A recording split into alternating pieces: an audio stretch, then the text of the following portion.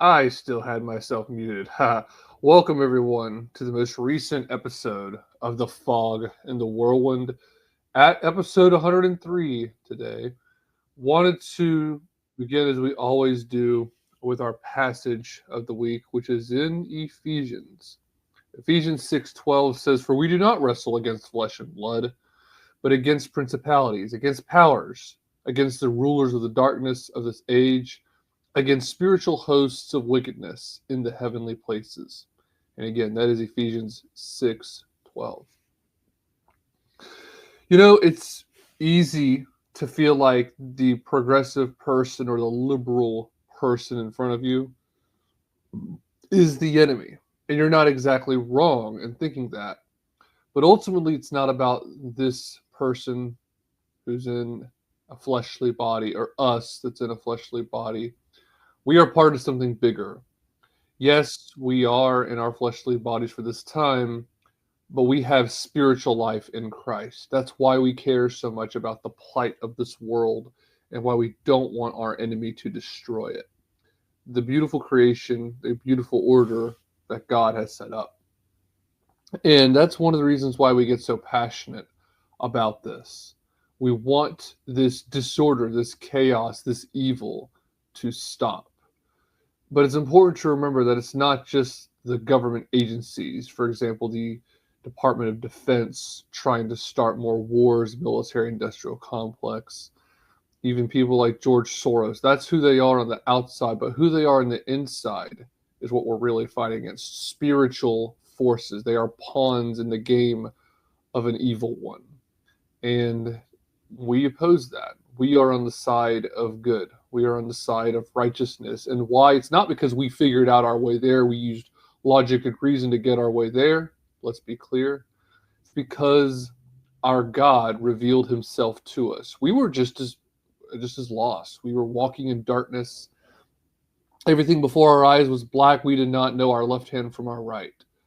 But our Lord came to us and saved us.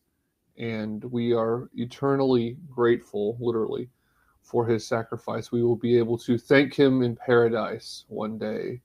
And I'm very thankful for his sacrifice for us. And so it's important to remember that this is a fight between light and darkness.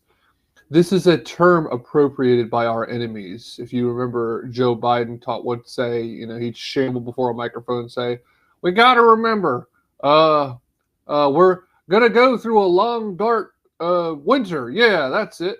And, people are having to turn on the teleprompter so he can know the right words to say. And he would say, "This is a fight between light and darkness." He used this kind of rhetoric all the time. Satan himself was an angel of light, disguised the dark part of him, disguised the evil part of him as something light and pleasant to look at and good. And unfortunately, these enemies on this planet do the same thing. They will try to deceive you if they can. That's an important thing to note. That's where discernment comes in. That's why the Bible is so important too. We must read the word to know truth from lies. Okay, let's go ahead and get into the content of this episode. But before we do that, some very quick announcements. The fogandwhirlwind.substack.com/subscribe is the best way to find me still. You may have noticed that there's been some branding issues. I've been trying to use, I'm kind of naturally creative. I've been trying to use some different creative outlets to rebrand the show. I've settled on a pretty good one. I like a lot of that old-timey stuff, whether it be colonial stuff whether it be aristocrats in England or whether it be old-timey stuff from the golden age of piracy.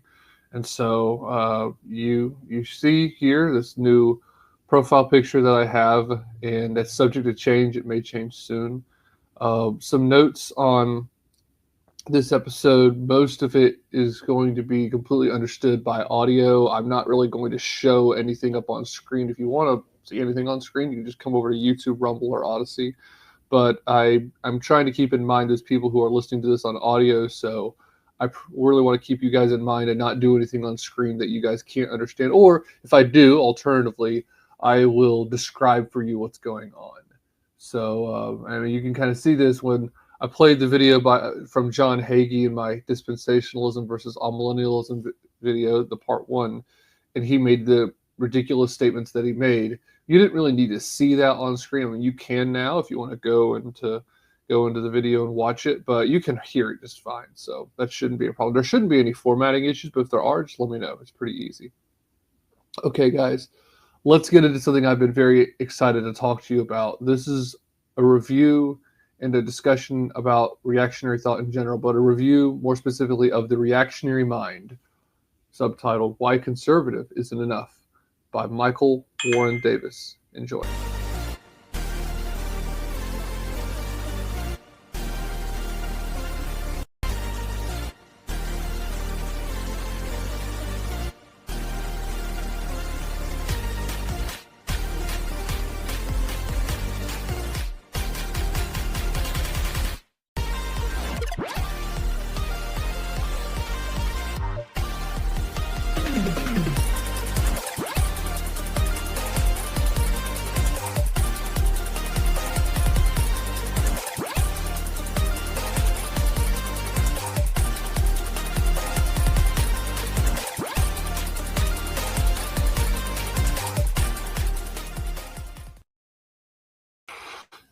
An important thing to establish first is some of what these terms mean. So what does it mean to be a reactionary? Well, we got to dive in even deeper than that. What does it mean to be on the left, and what does it mean to be on the right? Now, I'm going to have to make some distinctions here because this is a little bit hard. So for those of you watching, I have an image of a reactionary on the screen. But for those of you listening, you can follow along. When it comes to the ideas of left and right, it's complicated because the weird thing about the right wing in America is that a lot of the ideas of limited government and such are able to be tied back to Enlightenment principles, Enlightenment thinking, this idea that humanity was in darkness, that humanity was going through this time of superstition and just ignorance, and that people weren't educated and didn't know what way to go and how to act. And then Enlightenment came around. These types of philosophers, sorry for getting the words tangled, came along and they changed everything. They were able to, with their wit and wisdom, show us what we needed to do. This is why, rather than calling it the early Middle Ages, and then I guess they call it the second Middle Ages, or maybe they just call it Middle Ages. I don't remember the exact term. And then late Middle Ages, they prefer to refer to the first section as the Dark Ages. This idea that we were in darkness. And that's part of this book that I'm reviewing. Is he contends, Michael Warren Davis contends, that the Dark Ages were not so dark, that the Enlightenment was a gigantic problem. He also would contend that the Reformation was a problem, that it got away from tradition, which is the Catholic Church. And he makes that case, and I can understand the argument without agreeing with it. I don't. But to go back to Enlightenment thinking and things like that, whenever the French Revolution came along, which in many ways, arguably, there were tiny little parts of the American Revolution that were less than ideal, of course. I really look up to these men and admire many ways that they thought, particularly George Washington. That man seemed to understand liberty and authority in a very measured way. I also think that Alexander Hamilton had a lot of things worth thinking about and saying. And there, Jefferson had his place as well. He was more of a deist. There were whole sections of the Bible that he cut out. I don't, of course, like that. But the man was nevertheless intellectual. But one thing to finally get back to what I'm saying and to clarify why I'm kind of going all over the place, I promise you it's relevant, is in the French Revolution, that's where the terms left and right came from. Those who sat to the right of the king were those who were traditionalists, they were monarchists, they believed in hierarchy.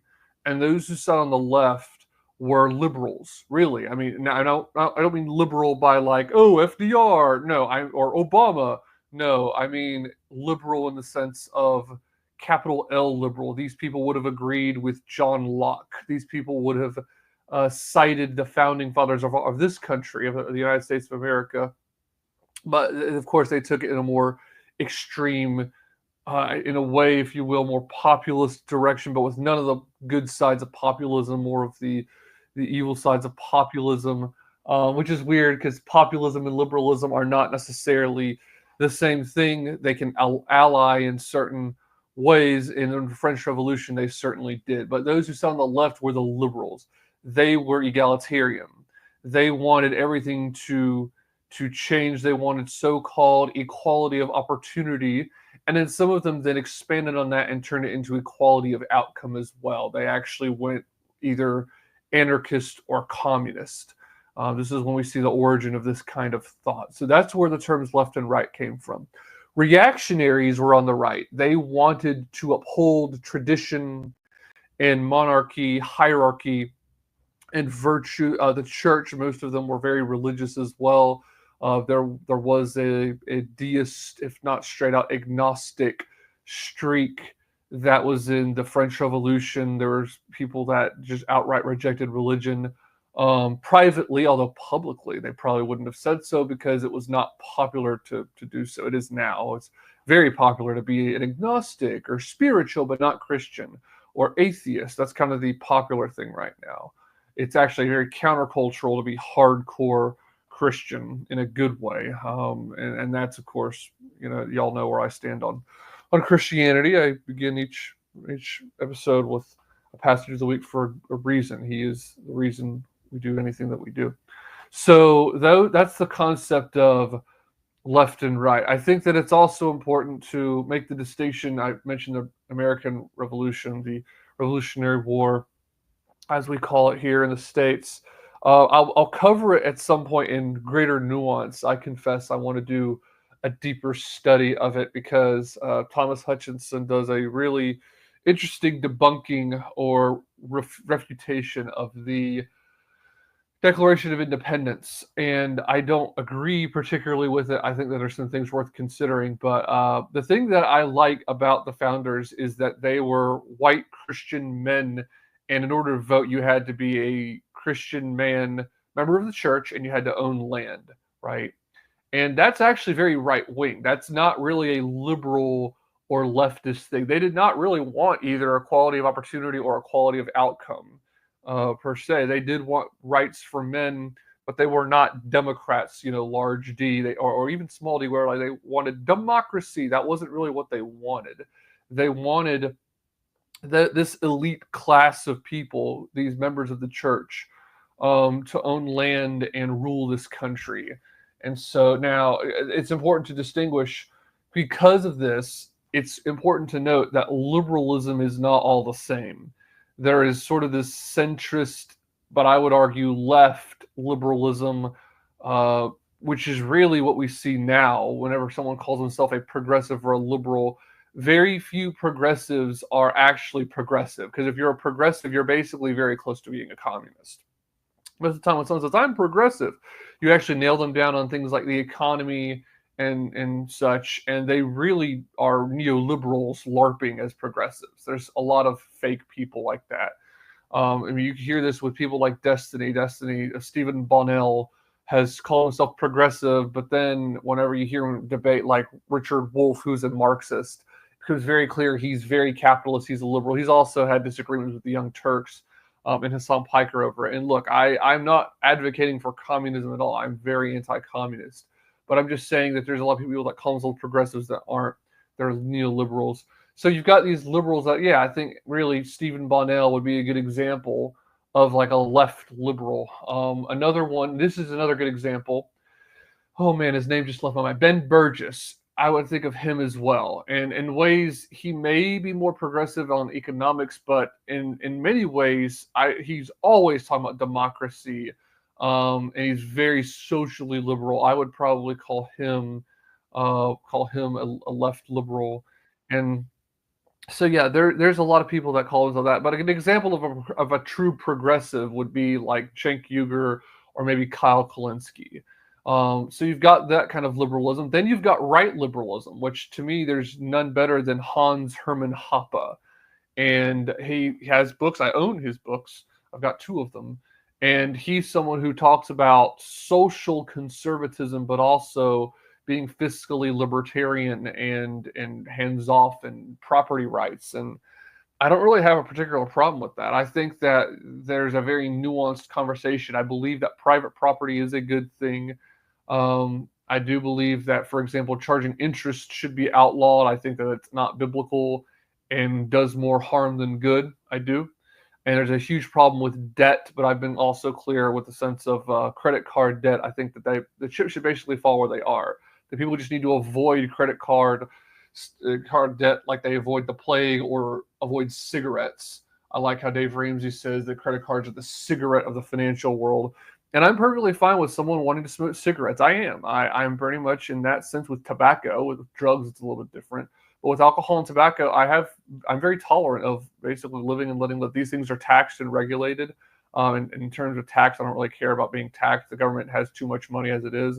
But they're regulated and hopefully regulated to the point where we know what's going into our bodies. But that's also an adult decision to make when it comes to alcohol and tobacco, right? So you've got right liberalism with Hoppe, and then I would also argue that the founding fathers in many cases were right liberals as well. They wanted liberalism, but liberalism was much more about get off my back so I can get out there and live the Christian life the best way I know how. I don't really have a problem with that. I think that that's pretty good. I sympathize with it, as a matter of fact. I don't really call myself a libertarian, but if you're a right libertarian, some contemporary examples of this would be Tom Woods, Lou Rockwell, to an extent Dave Smith, even though he's not Christian, he's Jewish. Napolitano, Andrew Napolitano, he's a Catholic libertarian. There's several people that just, Larry Bean, he's a Lutheran. There's several people who live out there who just want the government out of their lives so they can live a peaceful life, and they want government to be as small as possible so they can live peaceably among men and be good, morally good people. And that's great. God bless those folk. I sympathize with them. I think that they have some interesting arguments for how government gets in the way. I do. I would argue that we've got to use power to actually shrink the government, and to just tie this to modernity, what's going on in modern times right now, as I sit here on the 25th of February of 2025, which over the next few days I'm going to be recording this, so it's actually going to come out much later than that. Excuse me while I silence my phone. I think that it's important to recall that, to call to mind that these people are different than us, but they're nevertheless friends. And so, yeah, I want to draw that distinction between two kinds of liberalism. The other thing that I think it's important to speak about is the aforementioned neo-reactionary trichotomy. This is kind of what I'm talking about. You've got the more techno-commercialists, theonomists, and then nationalists. And I've said before, I've had this discussion with NRX enthusiast, formerly known as American Neo-Reactionary, that I really see a lot of benefit in all three. I would say ideally the techno-commercialists are the kind of people that build big businesses and fund the theonomists and the nationalists.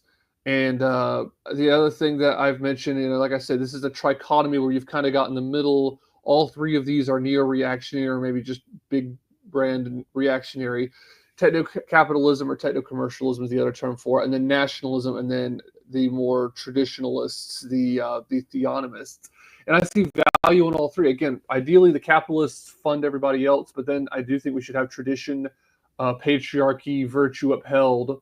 In the case of the theonomist, I think that's important.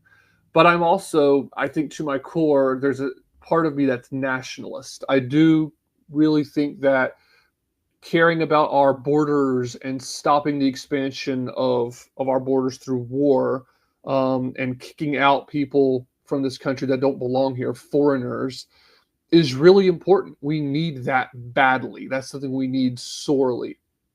And so I would lean towards nationalism, but I do see value in the other ones as well.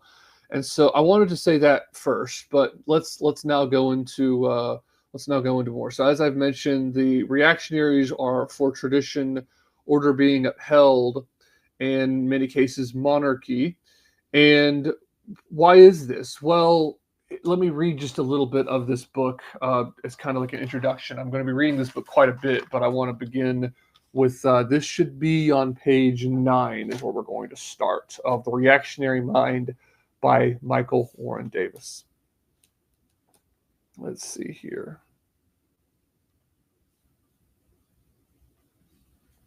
Imagine a land where the average citizen lives on about 12 acres of land, and the poorest of the poor get by with just one.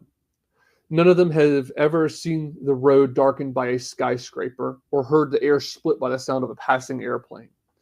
Nearly 100% of the population lives and works in the great outdoors. Their skin is a healthy bronze, their hands are strong and calloused, their muscles are hard, taut, and eminently practical, earned through long days of wholesome labor. There are no pesticides or growth hormones in this country. All the meat and vegetables they eat are totally organic. Their furniture is what we would call antique, fashioned by master craftsmen in the local style and passed down from father to son over generations. To heat their homes, they burn wood in the fireplace. Of course, they chop the wood themselves. Here, nothing is disposable and nothing need be. When a man's trousers catch a nail, his wife can darn the tear in a matter of minutes. In fact, she herself made the trousers from wool her husband sheared from his own sheep. If a chair breaks, her husband fells a tree and carves a new one. Tinkering at these pleasant little chores under the shade of an oak tree might even be the definition of happiness. For the most part, these folks walk everywhere they need to go. It keeps them fit and limber. Besides, they're never far from town. Everything they need is at most a few miles from the front door. Not one of them has ever seen a thoroughway or a byway, and no tractor trailer has ever disturbed the quiet of this little domain. The only sounds a man hears are the whistle of the scythe as his son mows the barley, the low of the heifer as she brushes away flies with her tail, and the voice of his wife calling him in for lunch. Of course, the routine changes slightly as the year goes on. Life here is tied to the seasons. In spring, the men stay up all night drinking craft beer, roasting pigs and lambs for the Easter feast. This they'll eat with apples and plums and wild strawberries. The boys will crown the girls with garlands of wildflowers and woo them with memorized poetry. Broods of children will chase rabbits through the briar. Someone will play the guitar and people will dance. Come autumn, the men will hunt deer and geese. The harvest feast will be marked with hearty vegetable stews, tart cider or warm brandy, and all sorts of homemade cheeses. The men will build a great bonfire, the people will sing and dance, and when the celebration ends, families will walk home to their cottages. There's perfect silence over the valley. An owl hoots somewhere deep in the forest, a badger chitters in the brush. Here there are no street lamps or strip malls. Once the sun sets, all is dark. Every living thing looks up and sees the same pale moon looming amid a crowd of stars. The road ahead is lit by these heavenly bodies. How could it be otherwise? Welcome to a day in the life of a serf. That's a slightly romanticized view, but only slightly. Our view of the Middle Ages has been clouded by centuries of bad history piled on top of one another. So before we go any further, we must clear up 3 common misconceptions about our friend the serf. 1. The serf was oppressed. The defining characteristic of serfdom, it would seem, is a total lack of freedom. But what do we mean by freedom? Usually we mean exactly what the Marquis de Sade would claim, the ability to exercise one's agency to fulfill one's desire. The modern would probably say freedom is the ability to, quote, live your best life, end quote. Freedom then is about choices. The more our choices align with our desire, the freer we think ourselves to be. For instance, the citizen of a communist country gets his bread by standing in a bread line. Everyone receives the same crusty loaf with the same bland wrapper. They have no choice. They are not free. The citizen of a capitalist country, meanwhile, goes to the grocery store. Does he want Wonder Bread, Pepperidge Farm, Nature's Own, Sara Lee, Arnold, or store brand? Does he prefer white, wheat, rye, pumpernickel, cinnamon raisin, sprouted grain, gluten-free? He has choices. He is free. Theoretically, this would mean that the man who shops at the largest store is the freest. That's what we mean when we say that a store has the best selection in town, that it has the most options to choose from. But if freedom is defined as the ability to choose from as many options as possible, then freedom is automatically defined by income. In theory, I can walk to Market Basket and choose from hundreds of different breads, the cheapest of which costs $1.99. Yet if I have only $2 in my pocket, I have only one choice, which is literally, really, no choice at all. If I have only $1 in my pocket, then I have less freedom than our comrade in the bread line, who at least gets some bread. This isn't an apologetic for communism, of course, but maybe we can see how our definition of freedom is a bit muddled. What's more, chains like Trader Joe's and Aldi are quickly building a supermarket empire by taking away choice. They realize that Americans like choice in theory but hate it in practice. We're highly susceptible to option paralysis. While we'd be perfectly content eating away of the hundreds of breads in a baked good aisle, having to pick just one causes us mental anguish. We're actually glad when someone makes such decisions for us. This is the case with so much of modern America. We have more choices than we have desires. In fact, there's a whole segment of the economy devoted to creating desire for products that already exist but nobody ever wanted. It's called advertising. In a sane economy, supply responds to demand. In America's capitalist economy, we create the supply and then manufacture the demand. Nobody wants a Chia Pet or an iPhone until someone offered to sell it to them for a reasonable price. Anyway, what's a reasonable price for something you don't want and don't need? So we can't say that the serf was oppressed merely because he lacked choices. In fact, I would argue that he was freer because he was free from meaningless choices. If he wanted bread, he baked it. And this goes well beyond economics. We feel not only entitled to our infinite choices, but obligated to make them with the utmost care. There are 8 billion people on Earth, and we have to find the perfect one to marry. There are more than 26,000 colleges on the planet, and we have to attend the one that's just the right fit for us.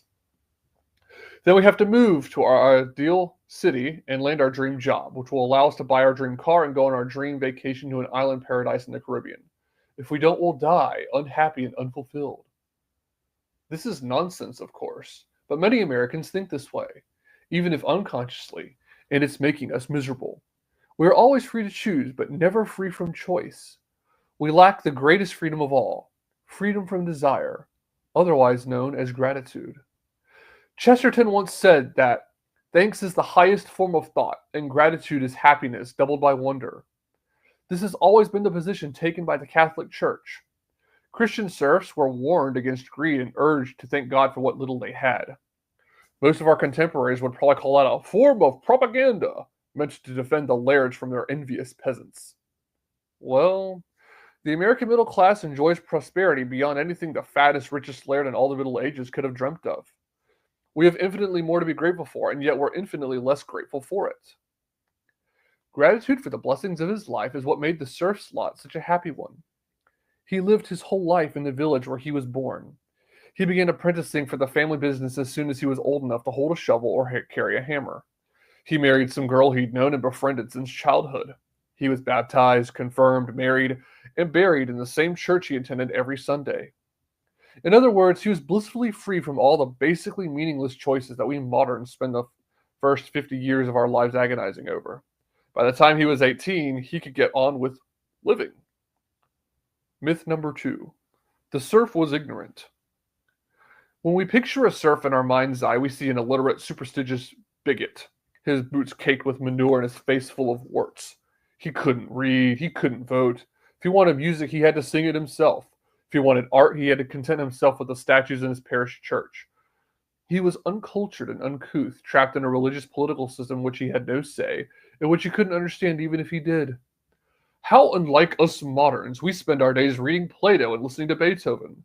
For long hours, we wander through museums or else simply plant ourselves beneath an oak tree and contemplate the unity of all creation. I can't say it without laughing. On Fridays, we gather with our friends for our weekly symposia. We drink wine and discuss Confucius and Augustine and Al-Ghazali. And we're all very proud of those wise, benevolent elected officials we send to Washington. It's amusing to consider how many wars were fought to empty a little scripture out of the peasant's head and fill it with a bunch of sitcoms and pornography. I'm going to read that again, louder for the people in the back. It's amusing to consider how many wars were fought to empty a little scripture out of the peasant's head and fill it with a bunch of sitcoms and pornography. It's doubly amusing to read the accounts of men who thought the future might develop otherwise. The philosophes believed the revolution would bring about a grand republic of letters, governed by a mass of learned and virtuous citizens guided by pure reason. Friedrich Engels believed that in a communist society, the proletariat would become like his bourgeois friends. They would drink champagne, eat caviar, and fox hunt. It never occurred to these men that most people might not want to be lettered. They might not have much interest in the fancy things afforded by Engels' trust fund. To be fair, this isn't a uniquely modern error. It has its origins at the very beginning of philosophy. In the first line of his Metaphysics, Aristotle declares, "All men by nature desire to know." It's a nice sentiment, but a false one. Let me prove it to you. In your pocket, there's a little black box. Using that little black box, you can read every known work of Seneca, Euclid, Xenophon, Aquinas, Pascal, Shakespeare, Milton, Montaigne, Donne, Johnson, and Dickens. But you probably won't. You'll use it to look at pictures of strange-looking cats and watch videos of men hitting each other in the groin. And that's not your fault. Human beings on the main simply aren't very curious. This is the confounding thing about the Enlightenment. It's true that all men are, to some degree, rational, but it's also true that all men are, to some degree, creative. We are all, to some degree, funny. Why on earth should we single out reason as the basis of our society? The idea of a republic of letters is only slightly less ridiculous than that of a republic of paintings or a republic of comedies. I say slightly less because every human being possesses a rational soul. We are defined by reason in a way we aren't defined by creativity or humor. But assuming that men will make good use of their rational souls is a pretty big gamble, and so far it hasn't paid off. That's the trouble with our political, economic, and cultural institutions. They were devised by men who, like Aristotle, believed that every man could be a philosopher and assumed that every man wanted to be one. The feudal order was built on the opposite assumption. The medievals assumed that most men didn't want to be philosophers. They were content to be men. Myth number 3. The serf was miserable. I suppose if we went back in time, we could pull a few thousand serfs and find out what percent of them were miserable. Then we could compare that data to modern statistics. That would settle the question definitely. I'm sorry, I misread that. That would settle the question definitively. How are we doing in 21st century America? According to the Centers for Disease Control and Prevention, about 10% of Americans have medical records that list them as clinically depressed. In 2017, a Harris poll reported that 72% of Americans feel persistently lonely. In 2019, YouGov found that 1 in 5 millennials claimed to have no friends at all. It's hard to believe that our peasant friends could have had worse numbers. Many conservatives would balk at the idea of judging our social order based on happiness, but every question about humanity must concern itself with happiness. It's the whole reason for our existence. This is one of the fundamental truths of the Christian religion. The Baltimore Catechism, in its sweet and simple way, puts it thus: why did God make you? God made me to know him, to love him, and to serve him in this world, and to be happy with him forever in heaven. Now, that last clause is certainly important. Trying to make everyone as happy on earth as in heaven is to immortalize the eschaton, as conservative highbrows like to say. It's the very essence of utopian thinking, and the reactionary is even more allergic to utopianism than the conservative. Yet the fact remains that humans are meant for happiness in a deep and metaphysical sense. Men are made to be happy. The founding fathers understood this and had the wisdom to enshrine the pursuit of happiness on our republic's birth certificate. Back when he was a conservative, the columnist George F. Will wrote a book called The Pursuit of Virtue and Other Tory Notions. Yet Mr. Will missed the point, perhaps because he's an atheist. The pursuit of happiness is the Toryest notion of all. Virtue is certainly a necessary aspect of human happiness. A man can't really be happy as he wallows in sin. Whatever debased pleasure he might feel, it's not worthy of the name happiness. The pursuit of happiness was the center of the medieval worldview. They understood, as every Christian does, that we cannot be happy without God, that God is our happiness. Our hearts are restless, Lord, until they rest in thee, as St. Augustine said. There's no better word for the condition of modern man. Restless. He is oppressed by his own false freedom, tortured by his inflamed appetites, and humiliated by his own ignorance. The things that might make him truly happy, gratitude and simplicity, peace and quiet, are kept forever out of his reach. Whatever else we want to say about the Middle Ages, that certainly wasn't true of the happy serf, whose gratitude and simplicity were a matter of faith and routine. Such happiness was not only independent of wealth, but it could be found in poverty. Gratitude was something that could be felt even after the collapse of a civilization. St. Augustine witnessed firsthand the fall of the Roman Empire, the event that inaugurated the so-called Dark Ages, otherwise known as the Early Middle Ages.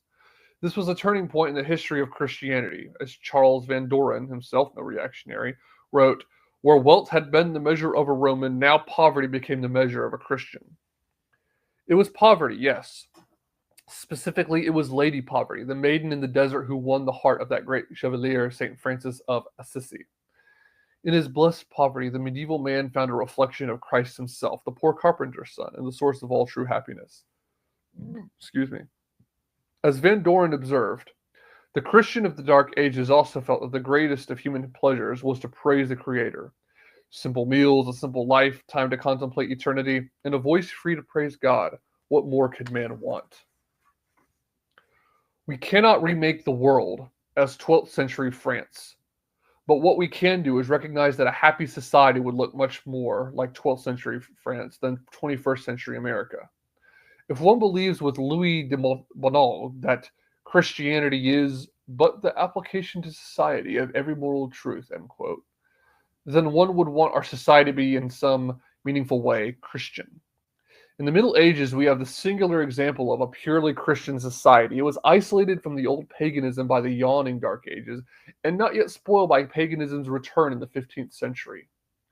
If we were ever to re-Christianize the West, the result will necessarily look like the Middle Ages. And for the reactionary, that is a happy outcome, because he knows better than anyone that the worship of progress is the worship of a false God. But before we can reclaim that what we've lost, including our easy access to happiness, we must humiliate our pride, our idolization of progress, and give a fair hearing to the ages and the people that have gone before us.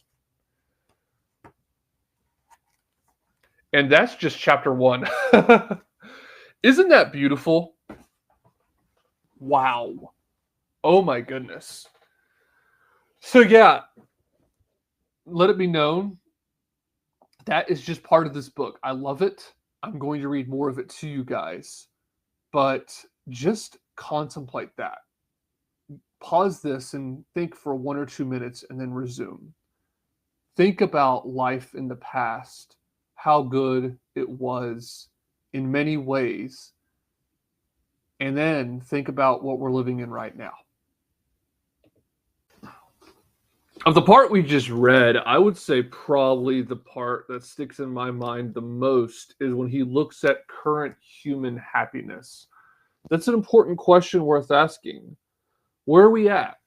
How are we doing? And he cites some stats at the time. This book came out, it was either in 2020 or late 2021. I'm sorry, late 2020, early 2021. I can find out real quick for you. He cites some stats from data at the time of how we were doing. How are people doing? Are they depressed? Are they happy? What is human happiness? And see, I love the direction he goes. At first, you think when he says, well, we're all supposed to just be happy, you think to yourself, oh boy, here comes another just platitude about everyone just needs to be happy. Just sit around the campfire and sing, Kumbaya, my Lord, Kumbaya. And that's just the complete opposite direction that he goes. He actually looks at the old catechism, which is the chief end of man is to glorify God and enjoy him forever, is the way that I was taught it. So I found that very interesting. Another thing that he points out, I thought this was cool, it's on pages 36, 37. So that part that I just read you was from chapter 1. So pages 36 and 37. looks like that is going to be chapter 4. So one thing that he points out is the American government and how it was founded. So here we go. He looks at here. The American government was founded by men steeped in a Christian culture, which is why it upheld what its founders considered God-given unalienable rights that would have made little sense to non-Christians. Progressives, of course, will be quick to point out that the First Amendment declares Congress shall make no law respecting an establishment of religion, and that's certainly true, though they often neglect to mention what follows, or prohibiting the free exercise thereof. But the Constitution only applies to the states, those 13 little colonies which banded together to form the United States of America, had generous powers to impose religious dogmas on their citizens. Most of the original states had their own established churches. In fact, New Hampshire only disestablished its state church after the Civil War. The point of the Establishment Clause was to prevent the Congregationalist North from asserting itself over the Anglican South, and vice versa. Some modern conservative philosophers, notably Patrick Deneen, have criticized the Founding Fathers for not doing enough to ensure the propagation of religion from one generation to the next. Yet John Adams also wrote the Massachusetts Constitution, in which he made his position abundantly clear. The happiness of a people and the good order and preservation of civil government essentially depend upon piety, religion, and morality, and as these cannot be generally diffused through a community but by the institution of the public worship of God and of public instructions in piety, religion, and morality. Therefore, to promote their happiness and to secure the good order and preservation of their government, the people of this Commonwealth have a right to invest their legislator with power to authorize and require, and the legislator shall, from time to time, authorize and require the several towns, parishes, precincts, and other bodies politic, or religious societies, to make suitable provision at their own expense, for the institution of the public worship of God, and for the support and maintenance of public Protestant teachers of piety, religion, and morality in all cases where such provision should not be made voluntarily. The Founding Fathers, so this is now Michael Warren Davis talking again. That was the end of John Adams' quote. Back to Michael Warren Davis. The Founding Fathers were not liberal secularists. On the contrary, they regarded Christianity as a natural and necessary support for their constitutional government. They merely left religious instruction to the adherents of respective churches and the various states. It was a design of federalism, not secularism. Still, liberals raise a relevant point. Historically, Protestantism has shown a willingness to compromise with radicalism, helping Christian society seamlessly transition to secularism without the violent upheavals that afflicted Catholic countries like France and Spain. For a reactionary, though, that observation is to Catholicism's credit.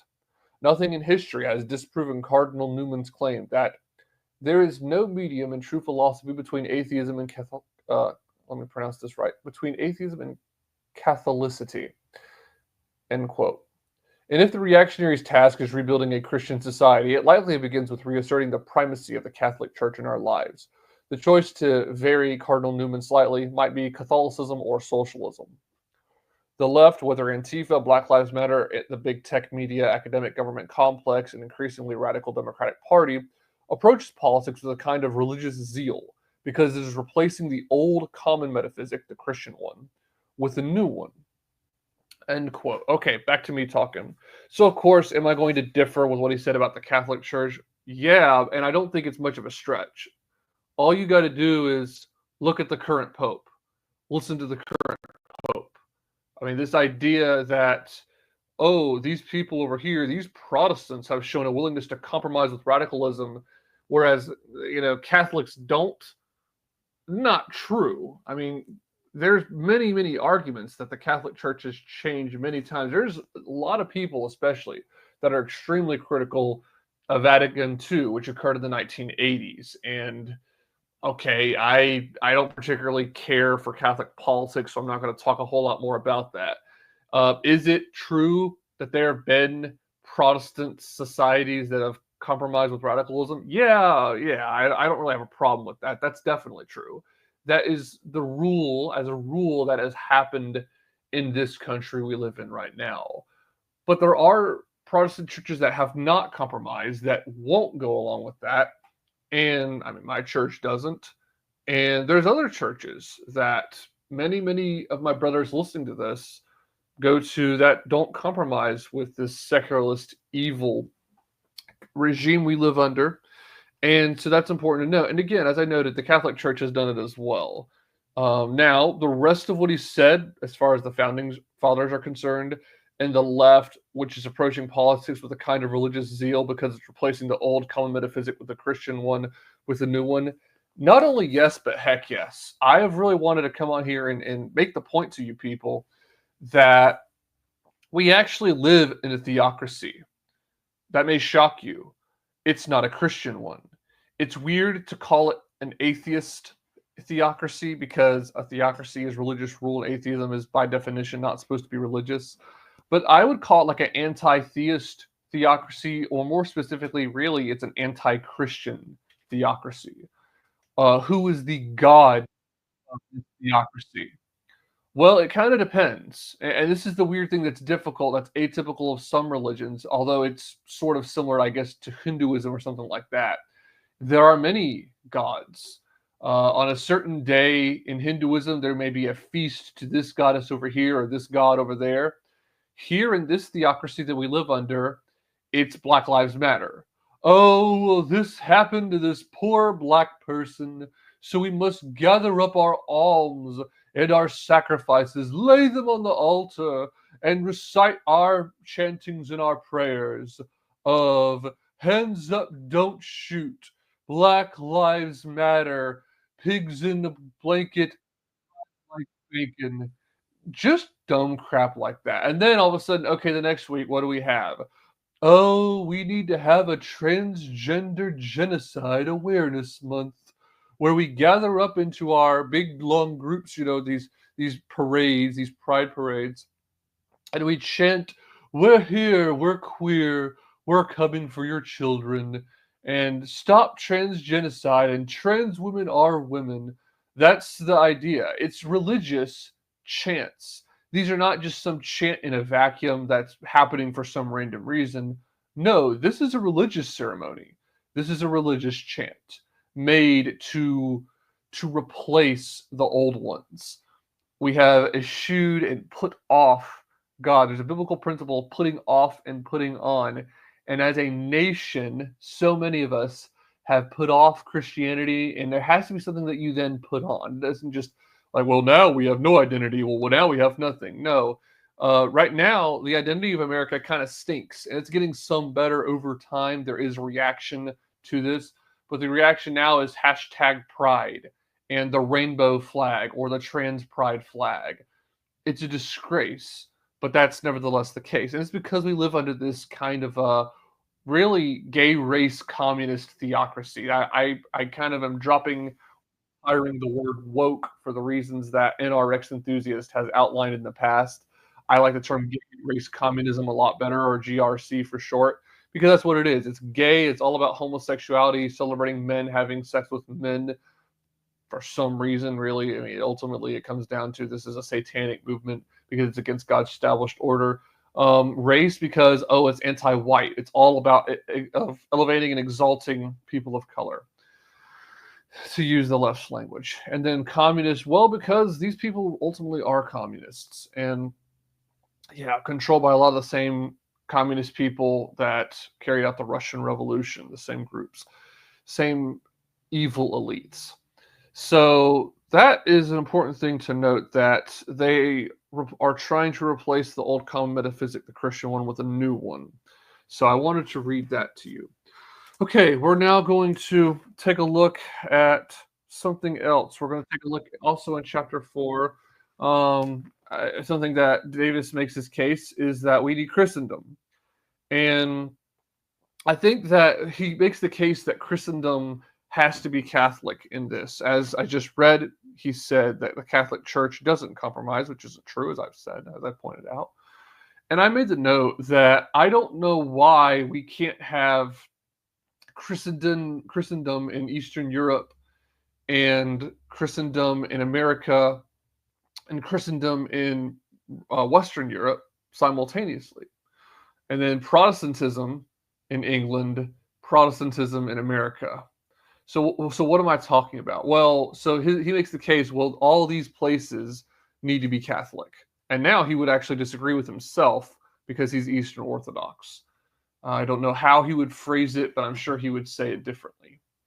So what I'm saying is, if we want to have a return to tradition, then I don't know why we can't say, well, their tradition, their version of Christendom in, let's say, Russia or Ukraine or Estonia is Eastern Orthodox.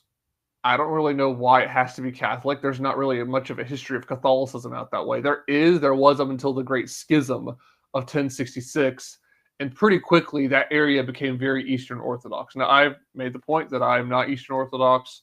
I would caution people against going to Eastern Orthodoxy or Roman Catholicism. But I can understand if you're in a foreign culture, that being part of your tradition, you wanting to hold to that. So my point is, if we are going to go the traditionalist route, EO could be for Eastern Europe, and then Catholicism could be like for Spain and Portugal, and Lutheranism would be more for Scandinavia and for Germany, and Catholicism in France and other parts of mainland Europe, especially like Italy. And then England has been Protestant pretty much since the Reformation, not quite, but close. There's been some times they almost got a Catholic monarch again, and there was a lot of ways that was prevented. I want to talk about the English Civil War at some point on the podcast. I don't know when I'm going to do a series on it. That's probably a good bit in the future. I'm working on other stuff that's more important right now that I want to get out to you guys. But also, Ireland's different than England. Ireland has historically been Catholic. And in America, all you got to do is read the book All Beyond. That's Albion, All Beyond's Seed. And it lays out that America has been Protestant, especially Calvinist Protestant, pretty much since Europeans came over here. We do not have a deep history of Catholicism in this country. We have a very deep history of Protestantism, especially Calvinism. There was towns where you could not live in that town and be accepted if you didn't hold to at least some aspects of Calvinist theology. And then if you were insufficiently Calvinist, they would eschew you, they would shun you, they would kick you out in some cases. They took it very seriously because they viewed these as the essentials. And I'm pretty hardline Calvinist, and I appreciate that. I understand why they view things the way that they do. Now, of course, I believe you cannot be a Calvinist and still be a Christian. I've been clear about that in past episodes. But that's our tradition in this country. That's why I find some of the LARP of like, well, we're going to return to tradition, and they become either Catholic or Eastern Orthodox. I do view it as in a lot of ways a LARP. These people are either going to come back to Protestantism, or I worry they're going to go somewhere else. Hopefully, not in a pagan or atheist direction, because you can be traditional and be Protestant in America, whether it be with your family, what your family has historically believed, but also this country. So I wanted to make that point. I don't know why Christendom in America can't be Protestant. I would argue that it can. So another thing that I wanted to get into, there's an amazing quote, and I'm going to find the chapter. So this is chapter 7. There's a quote from a gentleman named, probably going to mispronounce it, Hilaire. It looks almost like Hillary, but looks more French than that. Hilaire Belloch, I guess it's Belloch. And he has a quote here. He penned an essay in the Oxford and Cambridge Review arguing that the increase in the personal power of the monarch is the one real alternative present before the English state today to the conduct of affairs by organized wealth. To the end of increasing the personal power of the king should be directed the efforts of those who fear most what may be called in one aspect plutocracy and in another aspect servitude. Was this man a prophet? Like, look at the power that Jeff Bezos has, and Bill Gates, Warren Buffett, Charlie Munger. And look, to the extent that they made their money honestly, good. But they pretty much run the world. They've got so much money. And I don't think I threw in Mark Zuckerberg, but he's another one. He's a billionaire. And Mark Cuban as well. And yeah, of course, Elon Musk has a huge amount of influence. He's one of the richest men in the world. He might not be right now as you listen to this, but at one point he was. And what does he say? He presents this concept of the monarch is a check or can be a check on organized wealth. And we have to avoid, we have to fear what could be called in one aspect plutocracy, in another aspect servitude. So basically, we serve the banks, we serve organized wealth. Is that not true? In what sense is it not? What do they want, these people? They want you to become a cog in their machine all the days of of your life. And I would argue that there's more to life than that. You can be a father, a mother, if you're a woman. You can be a provider. You should be a provider. You should work hard. I love the fact that the white Anglo-Saxon Protestant work ethic has a reputation. That's a good thing. That's actually a very good testament to us. It's part of our Christian witness in a way. We're supposed to go in and to work and work hard. So that's an important thing. No one should be shamed for working hard. In fact, there should be an aspect of shame, not explicit shame like, how dare you, but an aspect to it with people who are lazy. I mean, Scripture makes it clear, he who does not work, neither shall he eat. And the problem becomes, though, when you've got people who use their money for evil. This is part of the reason why I'm no longer a libertarian. I like the free market and capitalism. I do think there should be some protections and some regulation, but I think you've got to be very careful because a lot of times people take advantage of regulation to benefit themselves. I am not and never will be a communist. The point being that libertarianism has no answer to what do you do with the problem of evil. That's just speaking generally.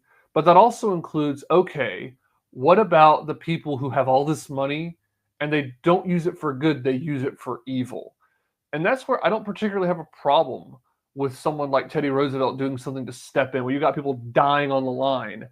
And look, maybe some of the way he did it was wrong, but there were sometimes all he did was use the bully pulpit. All he did was tell the people, hey, American people, I just had a discussion with your bosses and this is what they had to say.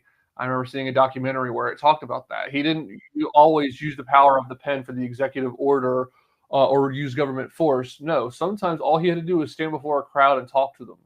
And it shocked people, some of the stuff that he brought to light about how little these people thought of them. Now, some of these robber barons, so-called, were actually really good people.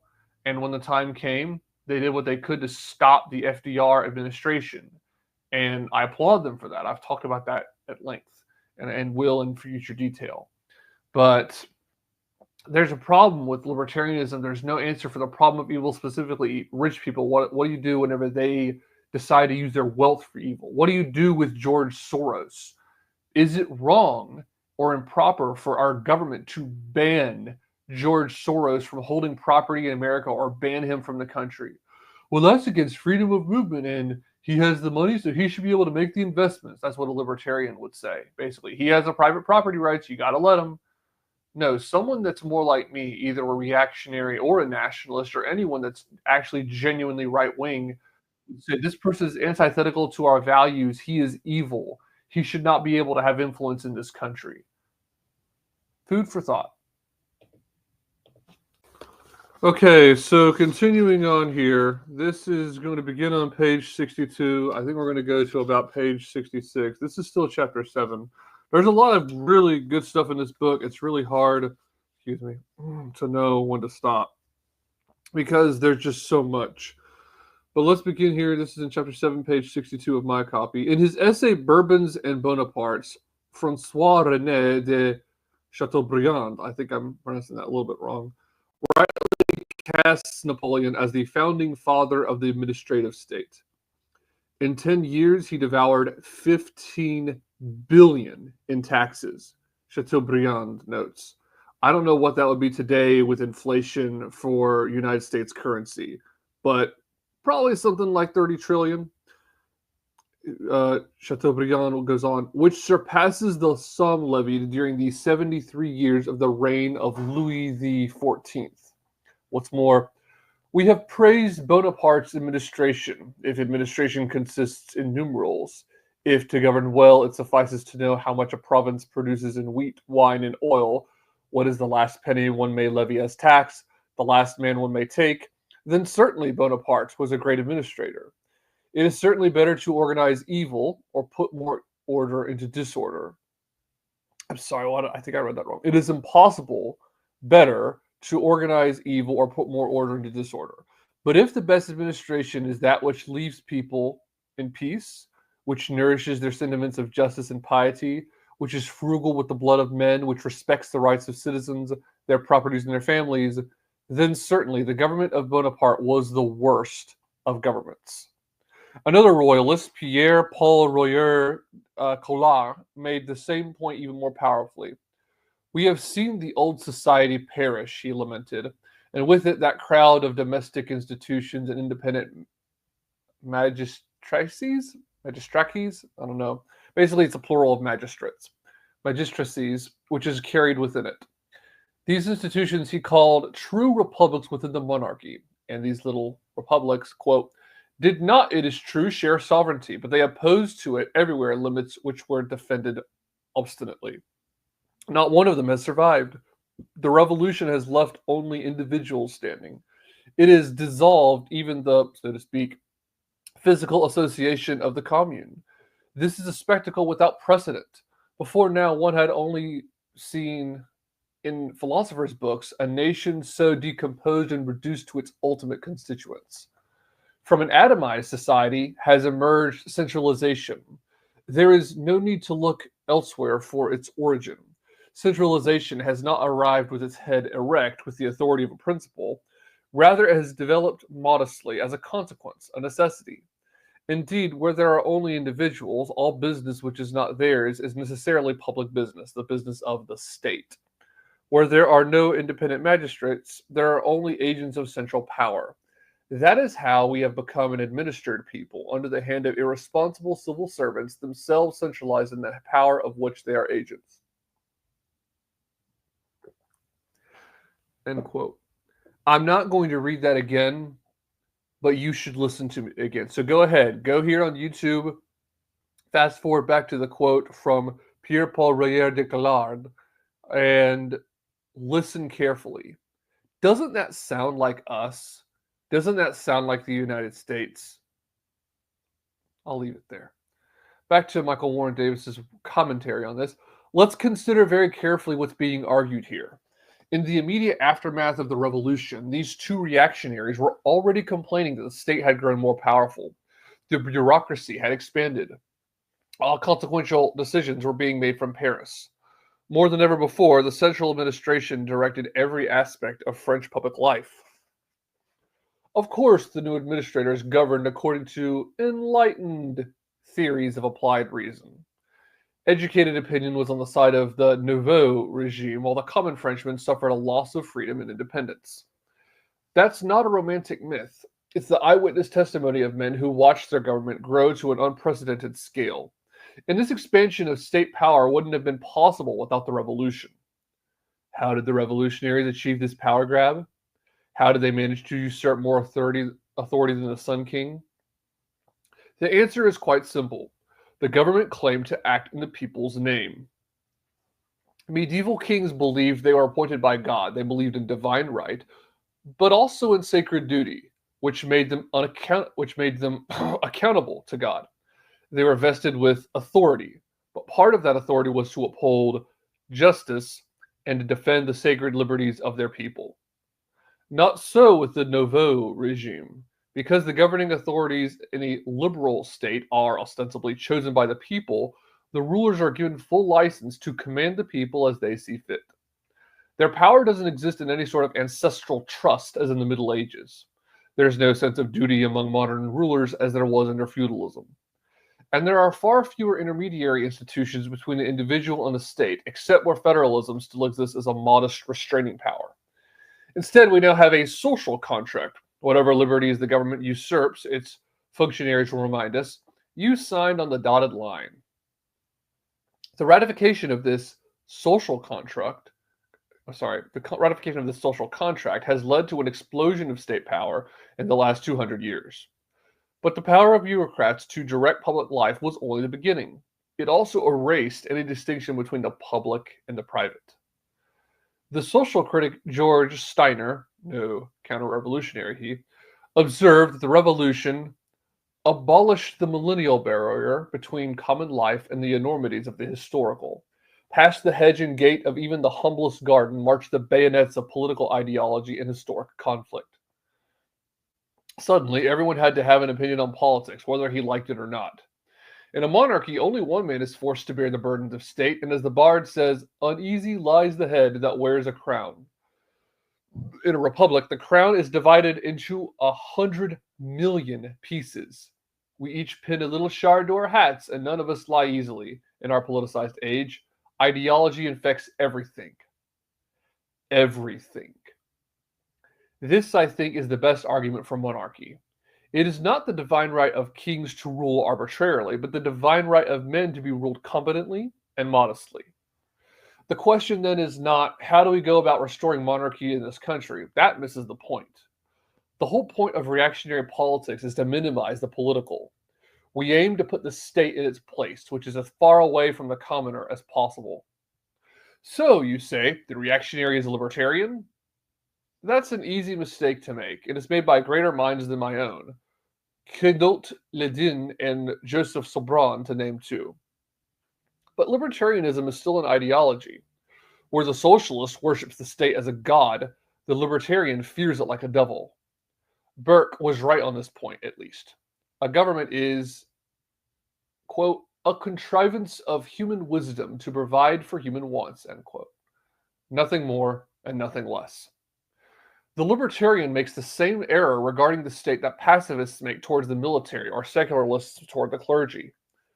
The libertarian thinks that because government has done bad things in the past, government is fundamentally and irredeemably evil. That is ideological thinking, reducing broad and complicated histories into little bite-sized dogmas. What Russell Kirk said of conservatives is also true of reactionaries.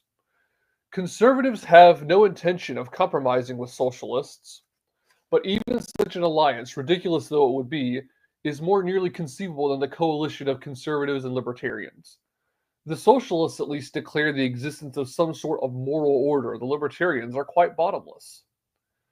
The reactionaries' love of freedom and authority is not so easily labeled. Max Beerbohm came close when he called himself a Tory anarchist. I should like everyone to go about doing just as he pleased, short of altering any of the things to which I have grown accustomed. End quote. George Orwell used the phrase to describe Jonathan Swift as, quote, one despising authority while disbelieving in liberty, and preserving the aristocratic outlook while clearly seeing that the existing aristocracy is degenerate and contemptible, end quote. Better was J.R.R. Tolkien's description of himself as an anarcho-monarchist, because anarcho-monarchism is a philosophy not for aristocrats but for the peasants, the reactionaries' natural allies and constituency. The anarcho-monarchist does not despise authority, he longs for it. What he despises is the tyranny exercised by virtually all regimes not founded on divine right. Men who feel they've somehow earned power are far more likely to exercise it badly than a man who credits his throne to God with sacred responsibilities and who knows that what the Lord gives, he may also taketh away. So it was that Tolkien wrote in a letter to his son Christopher, quote, my political opinions lean more and more to anarchy, philosophically understood, meaning the abolition of control, not whiskered men with bombs, or to unconstitutional monarchy. The proper study of man is anything but man, and the most improper job of any man, even saints, who at any rate were at least unwilling to take it on, is bossing other men. Not 1 in a million is fit for it, and least of all those who seek the opportunity. At least it is done only to a small group of men who know who their master is. The medievals were only too right in taking nolo episcopari as the best reason a man could give to others for making him a bishop. Grant me a king whose chief interest in life is stamps, railways, or racehorses, and who has the power to sack his vizier, or whatever you dare call him, if he does not like the cut of his trousers, end quote. A very sensible view, that, but I think we might also benefit from a more esoteric reading. The two parts of Tolkien's politics, anarchism and monarchism, represent those two hemispheres of the reactionary brain, the one that loves liberty, the one that longs for authority. One harbors the desire to be left alone, the other a grim suspicion that we must leave our hobbit holes and put the world right. It is a hatred of meddling, but also understand that we must actively unmeddle, undo the damage done by the chronically meddlesome. The modern reactionary task is the same chivalric task it has always been: to live loyally and joyfully, and when necessary, to fight the profane meddlers. And that's the end of chapter 7. This is Josh talking again. This is why I review this. As I read this book, I mean, I just read this and I just think to myself, dang it, this is good. Isn't it? I love the fact that anarchists and libertarians will cut the quote that I read you in half. They will have, my political opinions lean more and more toward anarchy, and then they'll just leave it right there. End quote. J.R.R. Tolkien. That's where they'll leave it. When you read the whole quote of this letter to his son, you understand he's also advocating for unconstitutional monarchy. And he goes into why. And most of them are the same reasons that Michael Warren Davis has been covering as well. Now, I want to say something quickly. Something that I think that there's a yes and there's a no. So the bit earlier about, let me just reread the Russell Kirk quote. Conservatives have no intention of compromising with socialists, but even such an alliance, ridiculous though it would be, is more nearly conceivable than a coalition of conservatives and libertarians. The socialists at least declare the existence of some sort of moral order. The libertarians are quite bottomless. So let's be a little bit more clear here. Do the socialists declare the existence of some sort of moral order? Yeah. And at the time Russell Kirk was writing it, was it bad? Yeah. However, the moral order as it stands now is so bad that I would rather ally with a good, I want to make that clear, a good libertarian. Now, are there libertarians who start going into age of consent arguments and want drugs to be legal everywhere and promote transgenderism and gay marriage? I'm looking at you, Spike Cohen, especially when it comes to your transgender genocide tweet. Yeah, there's people out there who are like that. However, I've mentioned already that there's good libertarians: Ron Paul, Tom Woods, Lou Rockwell, Andrew Napolitano. Those people are way closer to me than any socialist that comes to mind, right? I would much rather ally with the good libertarians. Again, these are liberals who originate from the right. This is a liberalism, a libertarianism that originates from the right, not from the left. Because again, the ones that try and say they're in the center, they really originate from liberalism on the left. This is a different kind of liberalism. This is more Hoppian, more like Hans Hermann Hoppe. And so his other quote here, he says, the socialists declare the existence of some sort of moral order. Well, yeah, but it's a really bad moral order. And then he goes on to say the libertarians are quite bottomless. Okay, yeah, I'm going to disagree with libertarians in many ways. In some ways, probably the best way to get to the root of it is first principles. I originate with my conclusions, or really my convictions originate as a Christian, not as a believer in natural law, not as a believer in the Constitution, the Bible, really, and a Christian tradition, particularly a Calvinist Christian tradition, is where my values come from. Not from the Constitution, not from reading something by Thomas Paine about the rights of man or something with the Age of Reason. No, that's not really where my values originate from, which is kind of where left liberalism does. So I take Russell Kirk's point. I think Russell Kirk's a very intelligent man. I agree with him about most things. But I would say you either have to ally with neither the socialists nor the libertarians, or you would have to admit that there's things about both you can ally with. I mean, if there's certain socialists that want to ban interest rates, I would agree with that. But there's libertarians who want to cut back government, kind of like Michael Warren Davis is talking about, and I would agree with them on that. But I'm not going to call myself a libertarian because I'm not one. So yeah, I wanted to read that to you guys, and I will say the bit here that I really liked here, toward the end of this chapter from Michael Warren Davis: the two parts of Tolkien's politics, anarchism and monarchism, represent those two hemispheres of the reactionary brain, the one that loves liberty, the one that longs for authority. One harbors the desire to be left alone, the other a grim suspicion that we must leave our hobbit holes and put the world right. It is a hatred of meddling, but also an understanding that we must actively unmeddle, undo the damage done by the chronically meddlesome. The modern reactionary task is the same chivalric task it has always been, to live loyally and joyfully, and when necessary to fight the profane meddlers. That is fundamentally important, okay? Why? Because I really think in a lot of ways that is what separates a conservative from a reactionary. And even, okay, definitely a libertarian from a reactionary. And why do I say this?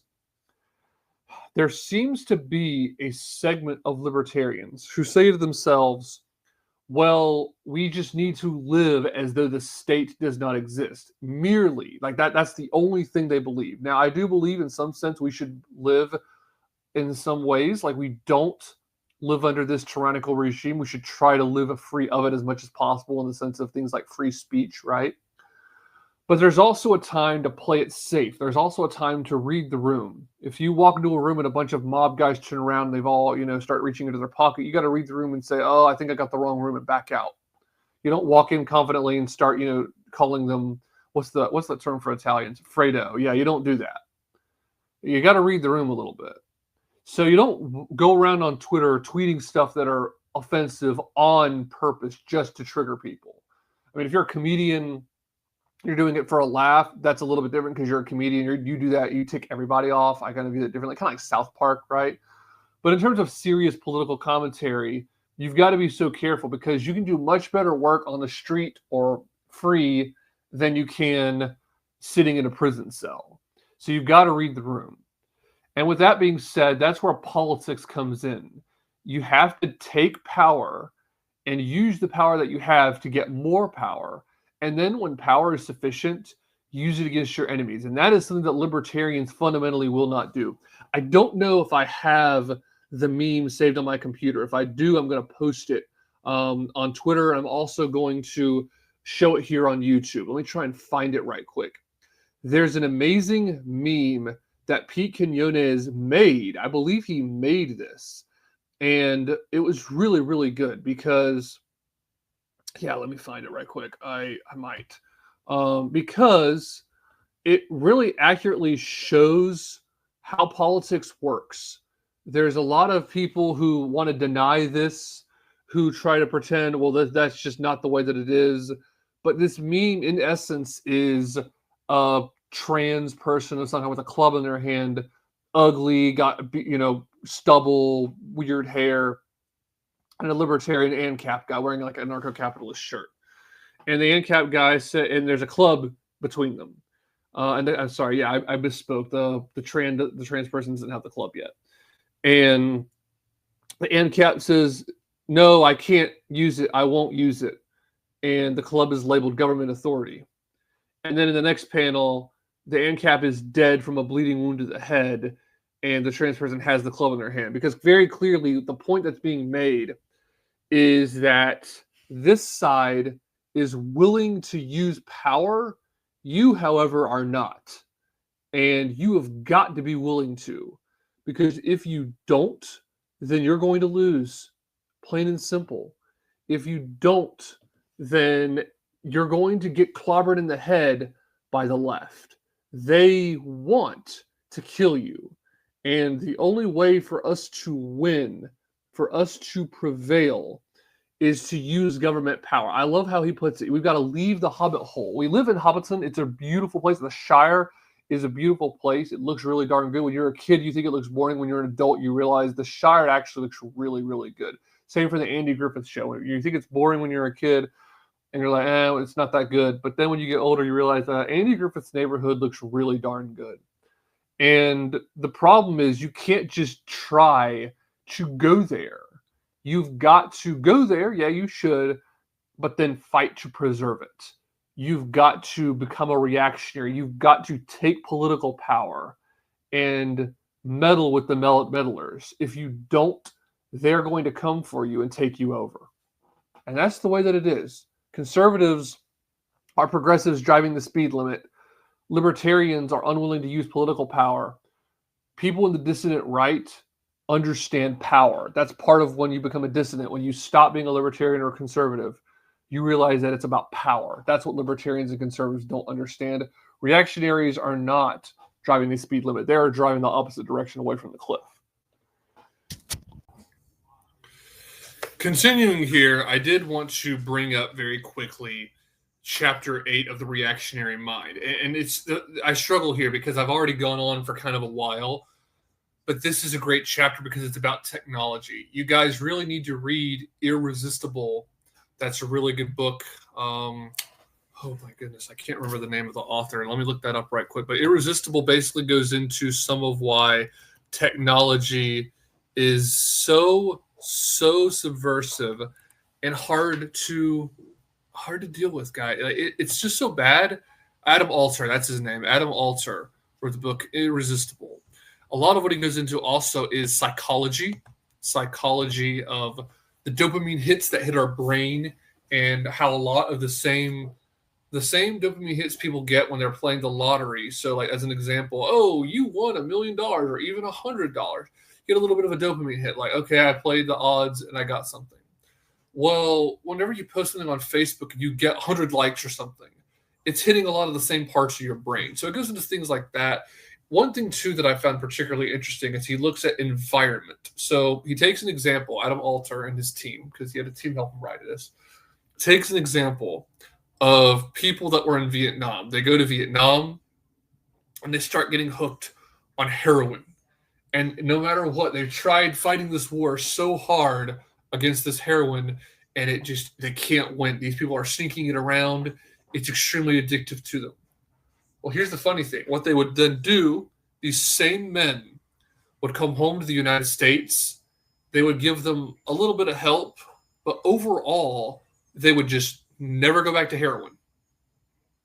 And they couldn't figure out why. Why is there such an amazing success rate of, well, it seems that the only way to get these men off of the drug is to move them from Vietnam to America. Until, all of a sudden, there was another study that happened. Someone came forward and told his story, and a lot of people listened. Read the book to hear the whole story. Forget the man's name. We'll just say Bob. Bob was a young man who, when he was in high school, played too many video games. He played to the point that he went from being an A+ student to being a C man, and at times he was flunking out of class. Well, something happened. He went from living in one area, he ended up he got a little bit of help, but he managed to barely graduate high school. He went to college, and in college, his grades soared. What happened? He went from living with mom and dad to living out on his own. And when he was living out on his own for a while, he was doing a lot better. He didn't bring his computer with him. He didn't have a way to play video games. He was a PC gamer. So he did a lot better. But then he made another mistake, and he brought his computer with him to college. And the same thing started to happen at his college there. Well, he ended up going to it's almost like a rehab facility, but for gamers. Hold on a minute, guys. I'm sorry. I think the microphone was unplugged. Hopefully you guys could still hear me.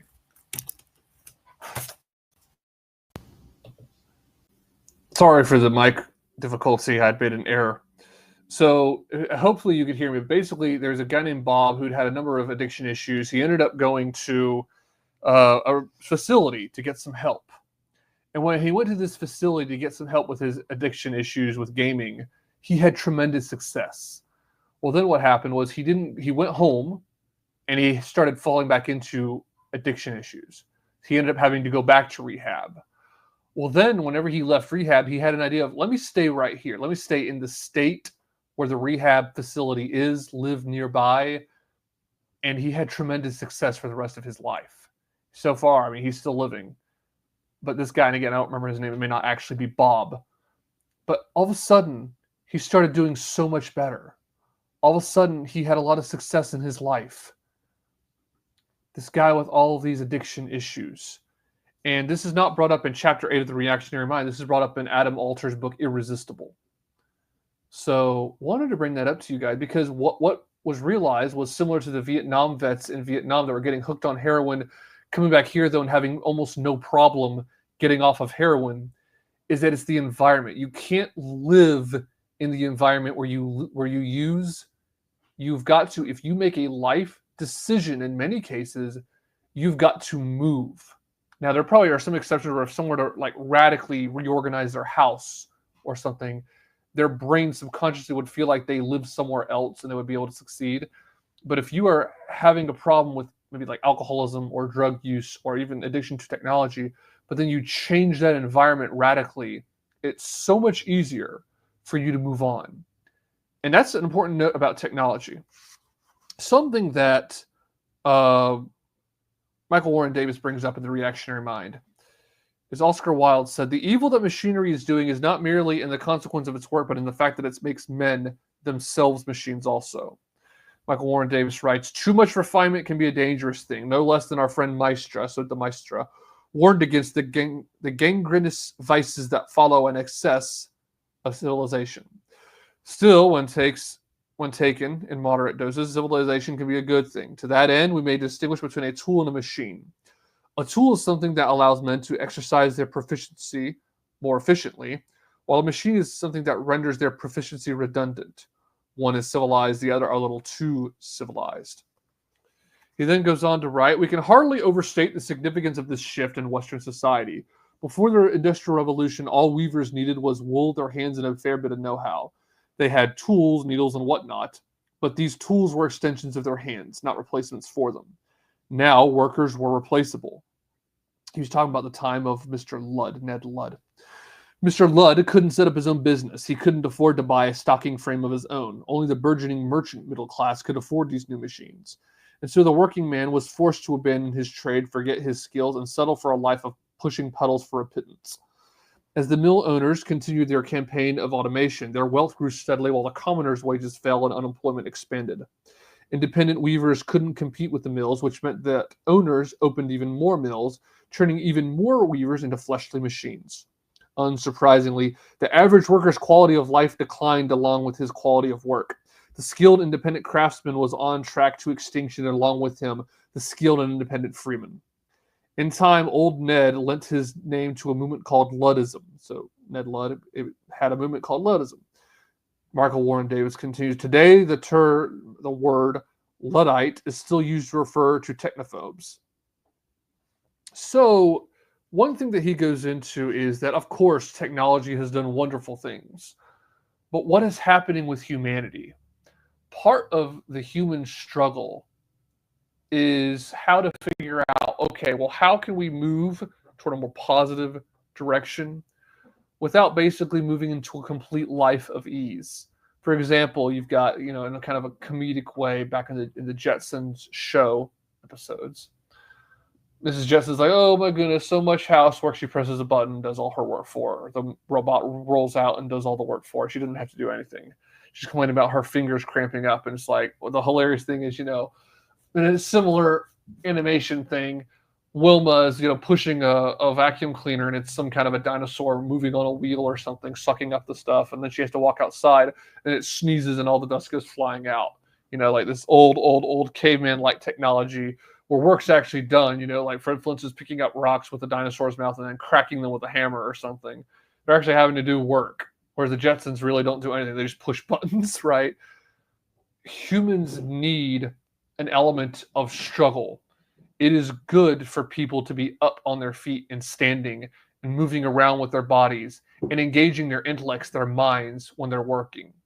To be working out either mentally or physically or both. And in some ways, both is preferable. Having a complete life of ease where you do almost nothing is not good. We need people who are able to engage in work that means that actually intrinsically has value, right? And the rise of technology, especially with things like AI and people that are addicted to their phones and stuff like that, is a really bad thing, is it not? It's not good. We need to be thinking about this, because what is it turning our children into? They get to where they're 3 or 4 years old. They say, "I want an iPad. I want an iPad. I want an iPad." I don't want that for my kids. You shouldn't want that for yours either. You should want your kids to want to go play in the dirt, to take a run over a field, to pick up a baseball and throw it with their dad. Not, "No thanks, I'd rather sit and play Xbox." It's not good. It's funny because when you watch old movies and it makes you so nostalgic because these kids want to run around and play. Then as you watch newer animation and newer movies, what are kids doing? They're playing video games. Isn't that sad? Shouldn't we be sad to a point? Now, if a dad and a son are playing video games together, okay, yeah, that's a little bit different. It's a little bit more positive. But we should be out in nature, running around doing things. I really do believe that part of the problem, and Michael Warren Davis mentions depression rates and the number of people that are on substances at some point in this book, has a lot to do with not enough natural light, not enough sunlight on us, not enough being outside. Time spent in nature is wonderful. We should be outside doing things. It's great. Something that we long for spiritually in a lot of ways, not just like physically or intellectually, but spiritually. We long to be outside in God's creation, I would contend. Brings us closer to God, of course. Being outside, the heavens declare the glory of God. So that's an important chapter that you guys should read. Now, in chapter 1, sort of in this book, it's more or less where we've been, a reflection on the past, and in many ways how good it was. Chapter 2 is then where we are now, how things are going now. And he's very clear, as I kind of talked about in one part of this, that there's not really a contradiction between freedom and authority. Being on the right, you fundamentally understand that freedom and authority are not in contradiction with each other. That's part of the problem that I have with like Larkin Rose, the libertarian. He tries to have this big concept of authority is bad. We should not have authority. That's a very liberal and leftist way of thinking. Right-wingers believe in freedom. We should be, for example, able to speak and have political differences, right? That's an important thing. We should have that freedom. But also, there are authorities, and we should respect them. That's the important thing to recall as well. And part of this is kind of where I channel a little bit of my old libertarian self with the old large L liberal Bastiat, Frederick Bastiat. A good way for people to respect law is having laws that are respectable. Well, I would argue, I would contend that if we do have a leader who is a good man, like King David in the Old Testament, then that's a lot easier. And here's the other thing, too. Michael Warren Davis mentioned earlier, I actually meant to dwell on this point, and I didn't. He mentions monarchy and a positive case for monarchy. God's problem with Israel asking for a king was not that they wanted a king. It was that they had rejected him as their king. God then gave them a bad king. Right after that, a really good king. And right after him, another really good king, although that king, Solomon, didn't have a complete heart for God as he got older. He had wisdom well beyond any other human being on this planet. And he was a very wise and very good king. His dad, his father, David, was also a wise and good king. He made mistakes. He was human, but he was a very good king, and Israel had God's smile. So if the idea, if the office of a king were so bad, God wouldn't have given them any good kings. They would have all been bad and evil kings. This is also part of the problem that I have with like the radical libertarians and anarcho-capitalists. God's problem was not with government. He allowed government to be instituted. Now, do men pervert government? Yes, they do, and that's a problem. But it's possible for a monarchy to be a good thing. David proves that. Solomon proves that. Hezekiah proves that. Uzziah, up until the end of his life, proved that as well. There have been many good kings throughout Israel's history, throughout the history of Western civilization as well. That's an important thing to note, guys. Because when you really look at it literally, before Saul, there was a king. The first one, arguably, that Israel had, the leader that they had, was Jacob. He was the patriarch. He was the one who decided, we're going to go do this, we're going to go do this. And his family obeyed. They listened to him. He was their patriarchal figure. But what was he doing? He was doing it because he was following after God. So they had a leader, a patriarch. Right? Then after that, you had Moses. Moses really was a king. What he said went. They obeyed him. Even the priests obeyed and did what Moses said. But why? Because ultimately, the high king was the Lord. The Lord gave the instructions. He told them to Moses, and then the people, to a man, obeyed Moses. Now, of course, there were times they didn't obey Moses, they rebelled, but God sent consequences for when they disobeyed him and they disobeyed Moses. Moses, in essence, was a king. He was a leader. He was their government. I say he was their king in the sense that he was the only one, right? There were people under him, but the idea was that they answered to Moses and then Moses answered to God. But when it came to the earthly authority here on the earth, Moses was it. Moses was the king. Then over time, you had Joshua and then the other judges, even people like Samson and Gideon, who were the leaders. They were obeyed as a king, as a leader, right? And then Samuel, you can make the argument that Samuel, in some sense, was a king. He was a strong prophet, a seer is what they called him at the time. And they obeyed Samuel until they decided they didn't want to because he was old. The problem was they wanted a flashy show. They wanted a king to pick up a sword and run and fight their battles for them. That was the problem. That was why they rejected Samuel and the Lord. They wanted to put on a show. They wanted a king like, they said their own words, like the other nations. It wasn't that they didn't have a king before. They just wanted a king like the other nations. They had already had a king. It had been Samuel and the other men that God had raised up before. They're other monarchs, if you will. They're patriarchs. They're monarchs, a single man that God had raised up. But they decided they didn't want to do that anymore. They wanted a king who would pick up a sword and be not when I say be a man, like a man that can actually physically see, unlike God, who has no body as we do. He's a spirit. That was the problem, not a problem with monarchy in general. If there had been a problem with monarchy, God wouldn't have given it to them. He gave, or if he had allowed that, he would have given them nothing but bad kings. In his mercy, he gave them good kings. So that's what I would say to those who would oppose or question monarchy. I think that it can work, and the proof of that we see in the Bible. So I wanted to say that to you guys, and I also wanted to talk a little bit about another chapter. There's an amazing chapter about, this is a quote from Reverend Winthrop, the idea of charity, to help people who are hurting.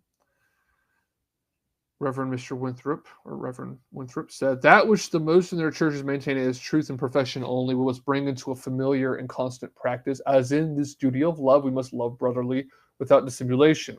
We must love one another with a pure heart fervently. We must bear one another's burdens. We must not look only on our own things, but also on the things of our brethren. That is holding very closely to what God commands in the New Testament. He says, let not a man look only to his own interests, but also the interests of others. And Reverend Winthrop is really paraphrasing that in a very close way. He is saying we must not look only to our own things, but also on the things of our brethren. This is in a chapter where Michael Warren Davis is talking about the Puritans. And it's funny, he is a Catholic, but he speaks very, very complimentary of the Puritans. And he goes on to say the Puritans were appalled that Europe's Christians held charity, the rule of love, as truth and profession only. It didn't guide their lives. The idea was, well, you should be charitable in your job, but when you get off that clock or when you go home, you don't really need to be charitable anymore. The Puritans were opposed to that. You know, there's something interesting with reactionaries. Some reactionaries oppose Puritanism, and I understand why. I think there's a very delicate balance there. I think that Cromwell was a complicated figure. I'll just leave it at that. I want to do a deep study on the English Civil War and determine, would I have been a Roundhead, so that, that would be more of a Puritan person that's opposed to the king. Or would I have been a Cavalier? Would I have sided with King? Even though he was Catholic, there are cases to be made. I mean, these Puritans banned Christmas, which is crazy. They said, "Oh, well, Christmas is a Catholic tradition, so therefore we can't have Christmas." That's kind of crazy. That's not okay. They didn't want dancing either. They thought dancing was wrong. It makes me think a little bit of some of the Baptists over here, where I have a friend who was told that since he danced at his wedding, he was a bad Christian because the Lord didn't invent us tapping foot or something like that. That's just kind of like old school Puritan stuff. And again, I respect some of them in the sense of I think they're correctly pushing back against the world. but it's not that they go too far; it's that they go into an incorrect direction. And the reactionaries are not exactly like that. The reactionaries understood that, okay, well, I mean, old Europe, with under old European traditions, there was dancing, there was celebration, there was making merry, and there are times that went too far with things like drunkenness, and we should not be drunk. We should be sober. We should be filled with the Holy Spirit rather than wine. But you also don't need to be walking around with a cloud over your head. There's an amazing. I don't like this pastor, but there was a pastor that I heard one time say he was at a church that was just kind of like a bunch of frowning people. He says, I remember one time this pastor talking. This is only a few years ago. Said, I remember one time my pastor was like, "Oh, isn't this wonderful? This is a whole lot like heaven." And this guy goes, "I remember thinking to myself, I'll go to hell. Everybody in my church looked like he was saved and mad about it." It's like you just imagine like you're kind of prototypical guy who's like sitting in church with this frown on their face. There's a hilarious bit by Mark Lowry, the comedian. Look it up. You can find it. I think it's in his album Ha Ha Hollywood, his comedy tour Ha Ha Hollywood, where he talks about, First Baptist Church Choir, and they'd be singing, frowns on their faces. It is joy unspeakable and full of glory, full of glory, full of glory. It is joy. They're singing about the joy of the Lord with this frown on their face. That's a problem. We should have the joy of the Lord. The joy of the Lord is our strength. And the kind of the Puritan stereotype is a little bit too serious, right? We should be able to make merry and smile and be joyful, right? And again, I'm sure there's Puritans who are not like that. Puritans who were full of joy and we're sweet and lovely and happy people.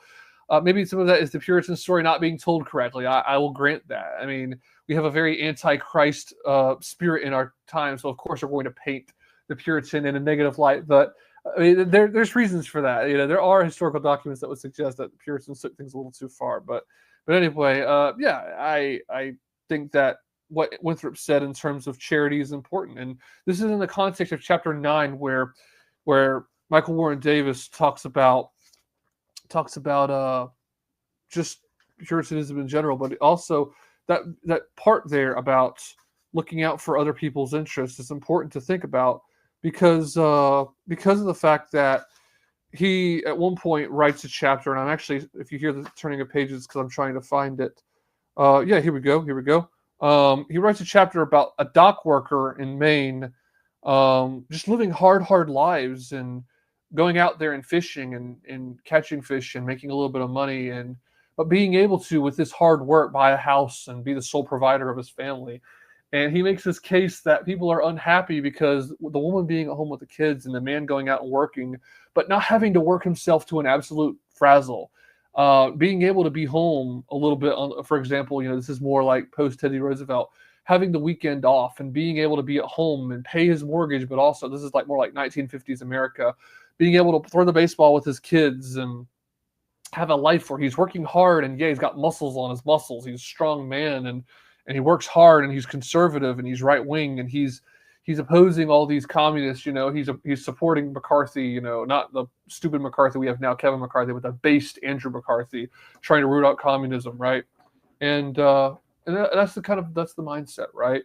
And he kind of romanticizes it, but there's a lot of truth to it. And part of this also was a framework of you loving your neighbor. Part of the reasons why things were so good for so long was that people looked out for each other. They actually gave a crap about other people, not just themselves. And that's one thing that where libertarianism is good in some ways, and this is if you want government off your backs. But part of government getting off your back should also be allowing you to step in and help other people. That's one of the reasons why people like Curtis Yarvin will say things like, government is best, and he's quoting Thomas Jefferson and other people as well, government is best which governs the least. That's good, but part of that also is a social fabric. This is where Yarvin's wrong, because Yarvin's an atheist. This is where Michael Warren Davis is correct when he quotes Winthrop of John Winthrop of, we need a social framework, a social culture of Christianity to help each other, love each other. And man, that's just so important. We really need that. And another thing I kind of skipped over, there's something that's going on in our country right now. It occurs in pages 103 and 104. Let me see here. The first step towards restoring a real civilization, this is Michael Warren Davis talking, in the West is to put this shallow, rotten bourgeois culture out of its misery. The reactionary is a partisan of tragedy, of piety, of happiness. He and only he is willing to stand against the dictatorship of comfort and convenience. So this comfort and convenience age that we live in. Today, every Christian has a duty to join his ranks. For what is a Pharisee? Asked Christopher Dawson, quote, but a spiritual bourgeois, a typically closed nature, a man who applies the principle of calculation and gain, not to economics, but to religion itself, a hoarder of merits who reckons his accounts with heaven as though God was his banker.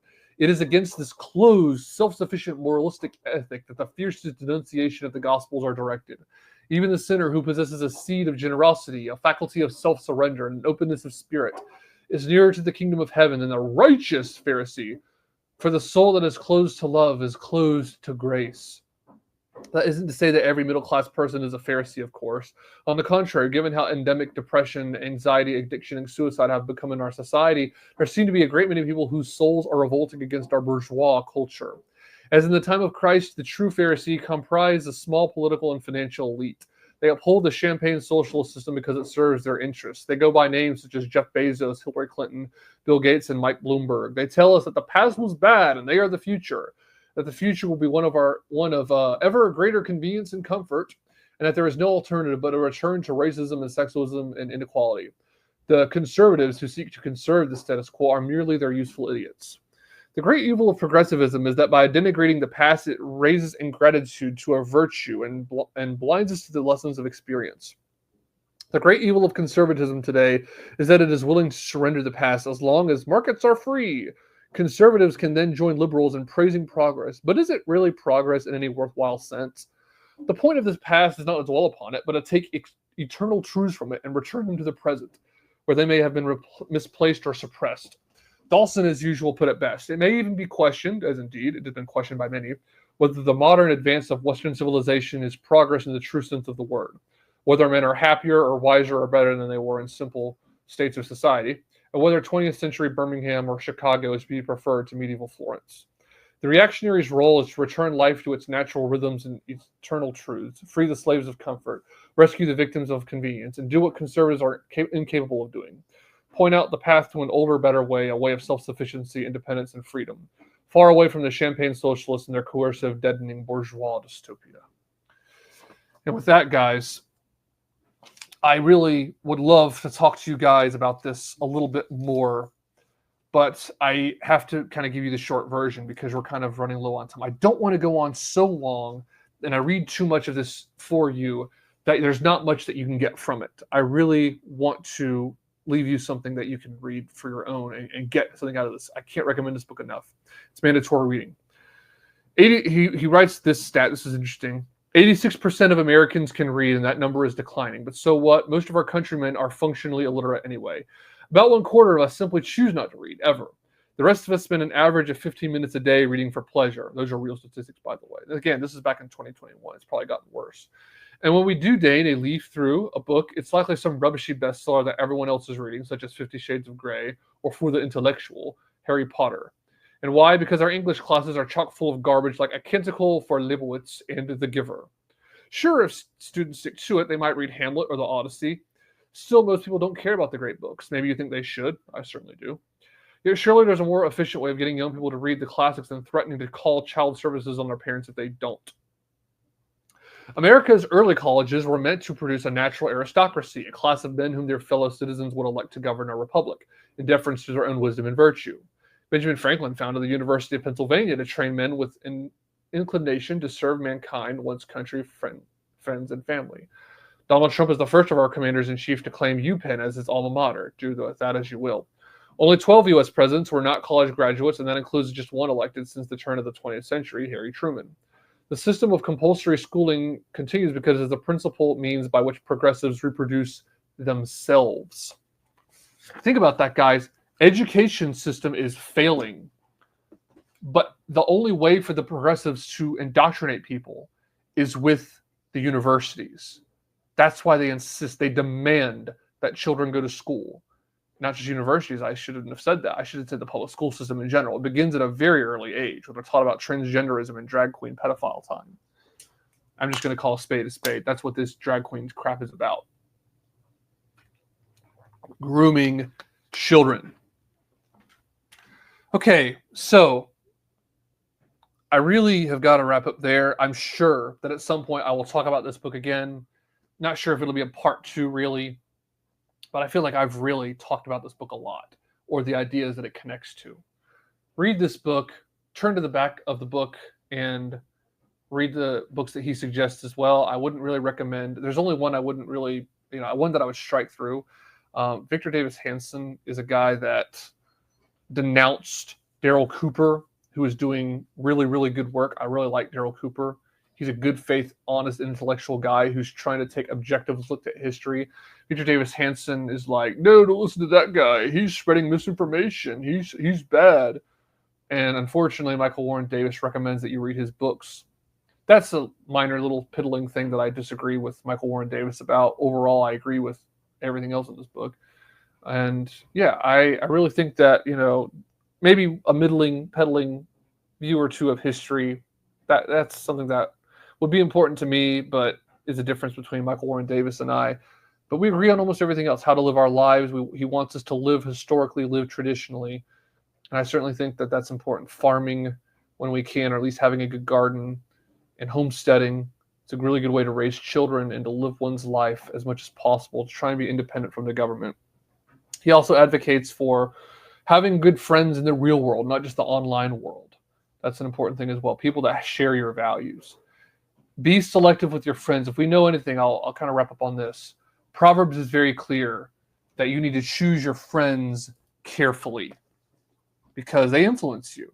So choose your friends carefully. Choose friends who are going to work with you to advance Christ's kingdom, who are not going to subvert Christ's kingdom. And build a community. What we ultimately should be doing, guys, is building covenant communities like Hans Hermann Hoppe talks about. We need to build individual communities, individual towns, individual states eventually that are strong and right-wing, with right-wing values and Christian values. We're going to ultimately do that with elite theory, not with populism. That's an important thing about being a reactionary. In reading this book, I want to call myself a reactionary. So, to wrap up, build covenant communities, people around you that you could love and trust and that love God. But we're also to a point waiting for a great man. Someone, and I didn't even plan on saying this, but there's an interesting thing that Clyde Wilson said back in 2014. He predicted that the grassroots would basically bring up Donald Trump. This is what he wrote. And the thing is, I think Donald Trump was the first runner in this race. He carried the baton. Other better men will continue to carry the baton. He was just the first one of these men, but we need another one. This is the kind of great man we need. Clyde Wilson wrote in his book, Annals of the Stupid Party, he's quoting himself in a previous work, a maverick candidate who is wide, brave, and somehow able to communicate with the people.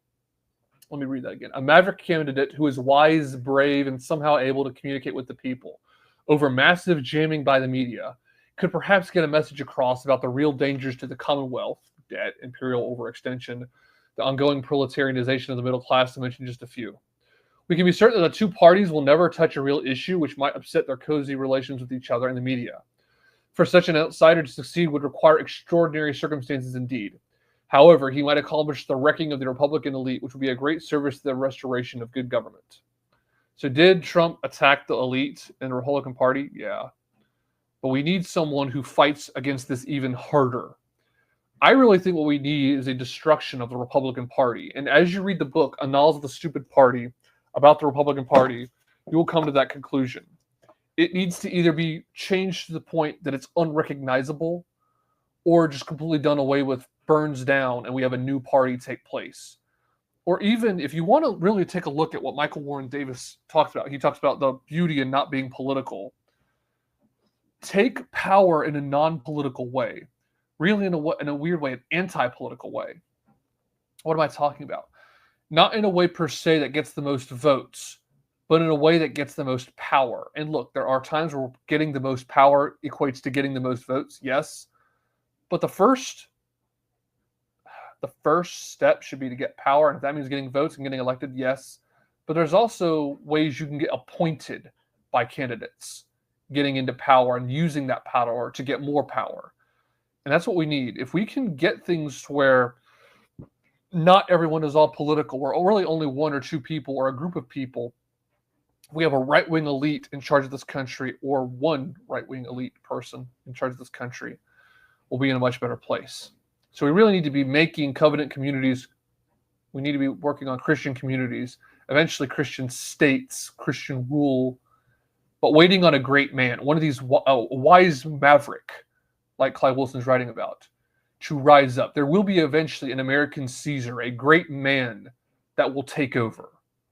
He will be the one that we recognize as this is the guy that's actually going to change everything. And it's not going to be Elon Musk. It's clearly not Donald Trump, but Donald Trump is the first one to run with this baton. He's going to hand it off to someone else. It's probably going to be 3 or 4 men before we finally get the guy, the one that's actually going to change all this. And it may not be in our lifetime. It may be more than 3 or 4, it might be 10 or 20. But eventually there'll be someone who pushes the Overton window at the last little link and changes this country completely. It's probably going to lead to the destruction of the United States government.